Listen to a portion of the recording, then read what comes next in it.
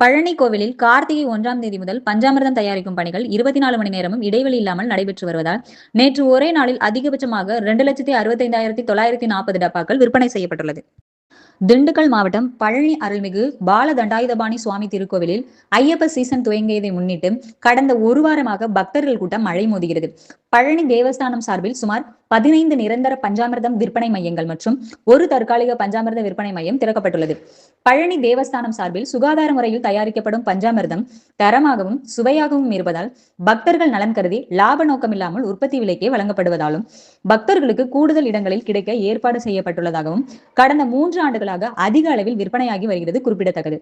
கடந்த 2023ஆம் ஆண்டு 27/12/2023 அன்று ஒரே நாளில் 1,79,283 டப்பாக்கள் விற்பனை செய்யப்பட்டது வரலாற்று சாதனை படைத்தது.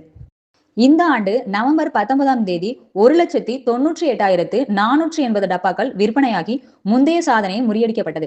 ஆனால் அதற்கு அடுத்த நாளான நேற்று அந்த சாதனையை முறியடிக்கப்பட்டு நவம்பர் 20ஆம் தேதி இதுவரை இல்லாத வகையில் 2,65,940 டப்பாக்கள் விற்று அதிரடி சாதனை படைத்துள்ளது.